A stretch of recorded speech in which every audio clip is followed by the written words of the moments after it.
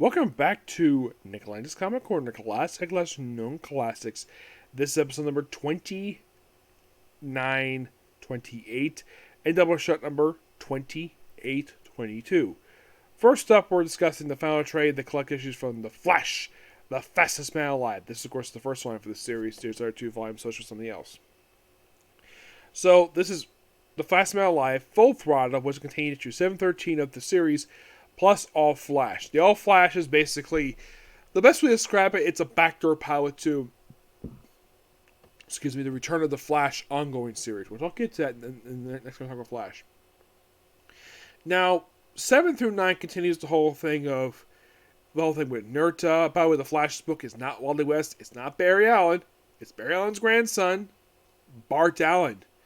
And he's basically in Vegas. He also got himself a girlfriend named Valor, who first he gets he stays this apartment. He has his neighbor he may have a thing for, but nope. There's a girl he stays named Valor, who he ends up sleeping with her. Yes, he sleeps with her. And by the way, I should point out though, 7 through 9 is done by Danny Bunsen and Paul Demond, who leave after issue 9. Because for the last 4 issues of this book is done by one of the creators of the Flash TV show, Mark Guggenheim. Yes, one of several books different DC. I'll get to basically. So, by the way, the main villain of this first arc is basically Abracadabra, an old school Flash villain. And it's all about stealing credit from a vault, but it's a really interesting story. Of course, Jay's here too. And then the very next arc is really bizarre. So, Hunter Zolomon starts going after Bart Allen for some reason. And he attacks him, and then Iris West shows up. Iris Allen, Bart's grandmother, who's aged up now. Yes, which is kind of interesting given the fact that her husbands can return in a couple years. Yes, Barry returns 2 years after this issues basically a year after these issues came out. In the event Final Crisis. Yeah, and then of course basically Nerda, who's been built up in this series, yeah, he joins up with the Rogues and teams with them to kill Bart. And they do. They kill him and they find that he's actually Bart Allen. And also, apparently, get this. So Iris did not want Bart to become Flash because she saw the future. And he's like, future's not exactly the same. Which, yes, that's kind of true. You can't exactly... Future's not always set in stone. It could basically be something else. And he's like, nah, I'm going to basically have you temporarily stop being Flash for some reason. And then he just ignores her and just basically goes to take on the Rogues, where he gets killed by them. Yes, Bart Allen dies, and they have his funeral at the end of the book. Yeah, kind of a sad note to end the series on. Wasn't bad per se. It just, I think maybe the reason why the book got canceled 13 issues, because I think some people are like, where is Wally? We want Wally. We want Wally. Not Bart. Bart is basically Impulse or Kid Flash, not the Flash. That's probably my guess anyways what happened here. Why the book got canceled 13 issues. Why wasn't it? Because people didn't buy Bart Allen being the Flash. They wanted Wally being back because Wally had been the Flash for a long time, and they wanted back so badly. And I guess DC gave in. It's like, okay, we'll get back to the title. But that's pretty much the Flash Full Throttle in a nutshell. Basically, Full Throttle is issue 10-13. It's basically a 4-part story arc. Also, Deathstroke gives Nerda drugs. Okay, those of you curious about Nerda, Nerda is a clone of Bart Allen, who is basically his Reverse Flash. And you might be thinking, okay, where's Eberthon? Eberthon is not back yet. Nope, he's not back for several years. So, we have Hunter Zolomon here, because why not? He is Reverse Flash. Let's have Flash for Reverse Flash. Okay, fine. Also interesting, though, about the Rogues in this book, no Captain Cold. Also, Pied Piper is part of the roster, which I guess some people are like, why is Pied Piper a villain again? And you know the weird thing is, the aftermath of this book is told in the pages of Countdown, which they have the other side of the funeral in an issue of the book, which I don't know why DC did that for, where they have the conclusion of this in Countdown. I don't get it. But still a pretty good book. I like the artwork per se. I don't think the book was terrible. It's just that I think people just didn't buy the fact Bart Allen being the Flash. Because he wanted Wally back so badly. Because people love Wally. Oh, he's not in the book. No mention of where he is. So, there's that. So, and next time I talk about Flash, I will definitely talk about basically go back to reviewing Flash Flame 2. Excuse me. So, the plan. So, somebody might be asking, okay, so since Flash Flame 2 is almost done, you gonna do Volume 1 after that? Yes, I will. That's gonna be a lot of fun because I love Volume 1. I think Volume 1's amazing.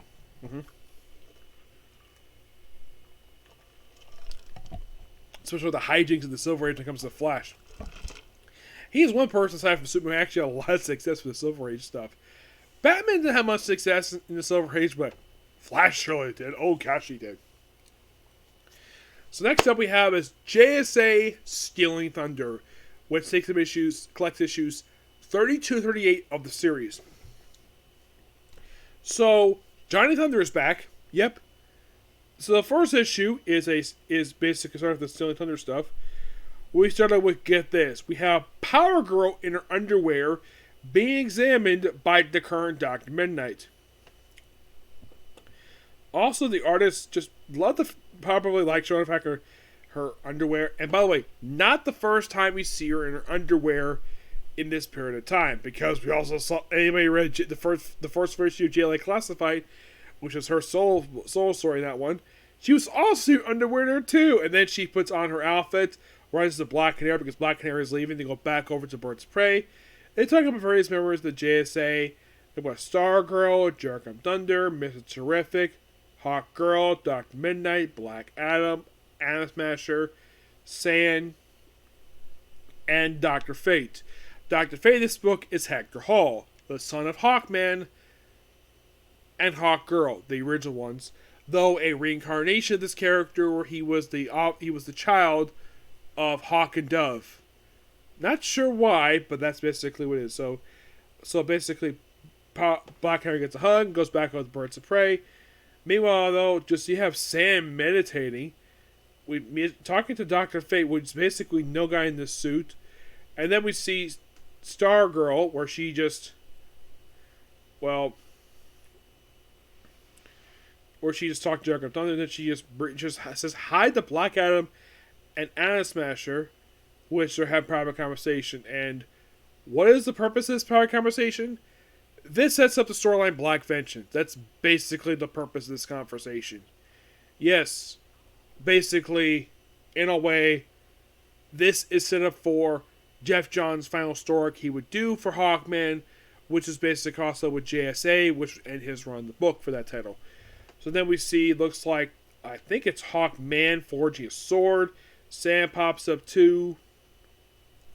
And they talk about what happened to Roulette, which happened in the JSA Files and Origins number 2, which is basically just this deal with the aftermath of it.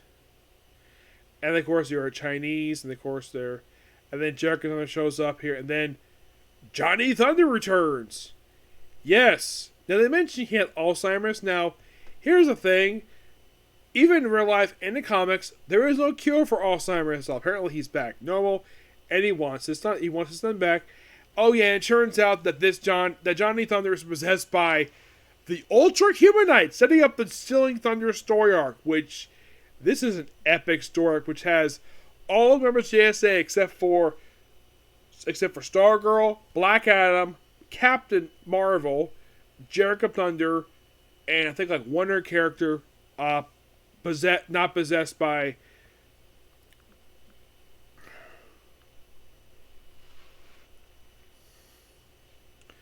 Yeah, not possessed by Ultra Humanite. Starts up a multi-issue story arc, which of course basically issue 33 is just a standalone issue, which basically also brings in the whole replacement group. They bring in the Icicle to join the JSA briefly. Yes, the Icicle. So basically 30 was a prologue, And this is a 5-part story arc and takes them issues 32 and it wraps up with 37. It's a really good action-packed story arc, which sadly ends with the death of Johnny Thunder, who according to Alan Scott, was always member of JSA, kept us young. And then we see his brothers. Yes. By the way, after he died, because the Thunderbolt was asked if he could heal Johnny. He couldn't, but he could save his soul. So, yeah. In the aftermath of the story, Johnny Thunder dies. Yep, he dies. But they merge the soul with of course, Thunderbolt. Also, the Crimson Avenger pops up here. Oh yeah, she's part of the group too. Those of you curious about this Crimson Avenger, she's a woman. And she is here. She has a past with Wildcat. Now, who this woman is, Jeff Johns never explained who this woman is, except the fact she can see with her guns, and she's blind, and she's got like blood on her shirt. Yeah, the weird thing about this character is that nothing really was explained about this character. Like, nothing thoroughly. There was no thorough explanation. She's a Crimson Avenger. She hates Wildcat for some reason. She wants to kill Icicle. And that's it. So, the attendees of Jericho Thunder's funeral are... by the way, also, the original Iron Man appears in the storyline. Of course, basically, this was a gift from the Android Iron Man, which allows... They actually brought, in a way, Iron back to life, but you can interact for 1 hour every day, and it can't be any longer. Plus, all games telescopic vision. So we have the current Iron Man, who is Rick Tyler. Firestorm, look like basically the JLA here, with the JSA mourning him, and he does ask basically who these old guys are. These are his brothers. And it's something unique. All the first names start with the same letter. Joseph, Jordan, James, Jefferson, and Jacob. Do you know what these names have in common? They all start with the letter J. Yep. So, he acknowledges Jericho as his heir. He can keep Thunderbolt. So... And Icicle is kind of dropped up. Well, then we have the original Icicle show up here, where his son's become a proper hero. And then we have this backup story, kind of dealing with the Crimson Avenger. And there's this Joseph Charles Durham. Yeah, I know this is probably like a nod to the Shadow, but there's nothing really here about this. She just disappears not long after this. Then we have The Finest Hour, issue 38. But by the way, the writing here is, of course, done by Jeff Johns and David S. Square, with artwork mostly done by Sawalski. And I love this. It's just, this whole issue here is basically dealing with the aftermath of his death. It's all focused on Dark of Thunder, and of course you have the whole thing related to, we have a conversation between the two Iron Men. It's a nice standalone issue. There's stuff with the Rick Tyler Foundation picture here. And the book ends with a happy note here where Jericho basically talks to Rick. And he sets down a gold watch on this box. And then the watch disappears and things says the end. And that's the book in a nutshell. This book is just awesome. I love this book. Because this is a book that a lot of people should read. If you're a fan of, like, Jeff Johns. Well, not current Jeff Johns. Some people may like some of his current stuff. But this book, it is just amazing. Oh my gosh. Like, it is definitely a book where a book that should be read by a lot of comic fans.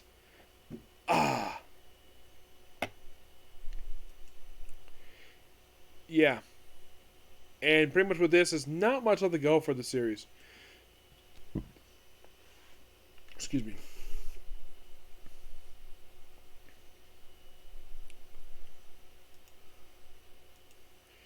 If you're really curious, like, how many trades left to go for this series? Well, basically the next one is going to be, actually it was Black Rain, not Black Mitch, Black Rain. That was even the crossover, which I have reviewed already. So, what is next? Well, the next is going to be JSA Lost. And there is roughly, let's see, there is roughly about 2 trades left to go for the whole series. And that's it for JSA. Yep. And then what's replacing it? JSA Classified. That's what's replacing it. Mm-hmm. Yep. But not much else to say about this book. I'm gonna give the book roughly a 10 out of 10. It's really that good. Yep. So yeah, that's particularly a particular review. Please be sure to like, comment, subscribe, turn notifications, do the dislike button. And I'll see you all tomorrow, probably for 7 Deadly Sins. Okay, next video. Bye.